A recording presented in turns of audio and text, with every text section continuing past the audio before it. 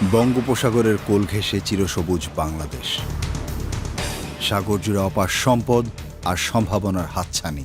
বিপুল এই সমুদ্র সম্পদের সুষ্ঠু রক্ষণাবেক্ষণ এবং অর্থনৈতিক নিরাপত্তার দায়িত্বে বাংলাদেশ নৌবাহিনী নিরলসভাবে কাজ করে যাচ্ছে। সময়ের পরিক্রমায় বাংলাদেশ নৌবাহিনী আজ একটি শক্তিশালী ত্রিমাত্রিক নৌবাহিনীতে পরিণত হয়েছে।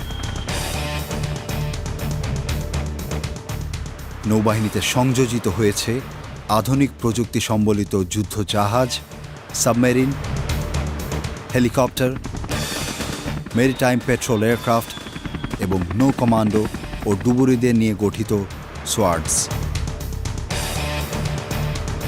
উন্নয়নের ধারাবাহিকতায় আজকের এই মাহেন্দ্রক্ষণে নৌবাহিনীতে যুক্ত হতে যাচ্ছে খুলনা শিপইয়ার্ডে দেশীয় প্রযুক্তিতে তৈরি আরও একটি যুদ্ধ জাহাজ বানৌজা বিষখালী। বিষখালী নদীর নামে নামকরণকৃত বানৌজা বিষখালী নামে বাংলাদেশ নৌবাহিনীতে পূর্বেও একটি জাহাজ ছিল।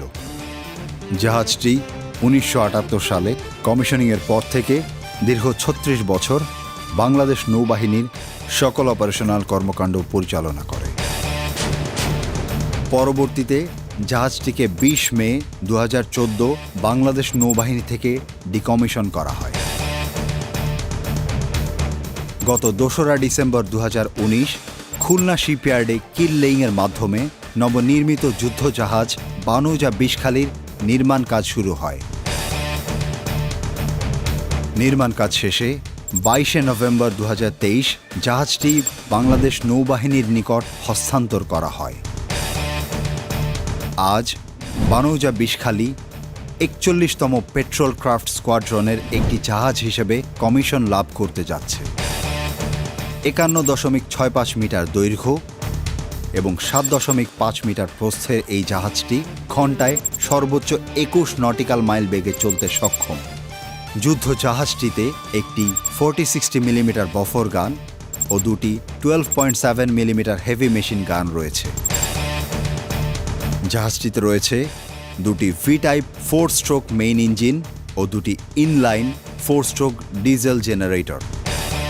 এছাড়াও নেভিগেশনের জন্য রয়েছে রেডার সহ বিভিন্ন ধরনের অত্যাধুনিক সেন্সর।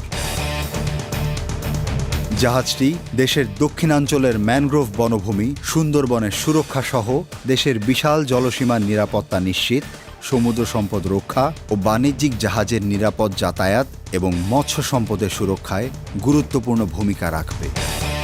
আজ বানৌজা বিষখালী জাহাজের সংযোজন নৌবাহিনীর উন্নয়নে আরও একটি মাইলফলক হয়ে থাকবে। দেশের সমুদ্র সীমার সার্বভৌমত্ব রক্ষায় নৌবাহিনীর প্রতিটি সদস্য স্বাধীনতার চেতনায় অবিচল থাকবে শান্তিতে, সংগ্রামে, সমুদ্রে দুর্জয়।